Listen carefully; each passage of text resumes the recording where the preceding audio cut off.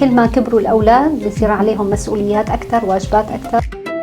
هل مع الوقت ممكن الحدود تتغير؟ الولاد وهم صغيرين احنا بنحط حدود، لما بيكبروا تهيألي الحدود دي بتزيد او بتتبروز اكتر. هي بتاخد شكل تاني، كل ما كبروا الأولاد بصير عليهم مسؤوليات أكثر، واجبات أكثر. هن بيعرفوا حدودهم لوين ممكن يخترقوا أو يقربوا أو يبعدوا من الحدود. وأنا كمان كوالد أو والدة ببدأ كمان نبعد وأعطيهم حدودهم ومساحتهم، حريتهم الشخصية، منطقتهم الخاصة. يتعرفوا هن مني ومن الوالد إنه ما هي الحدود.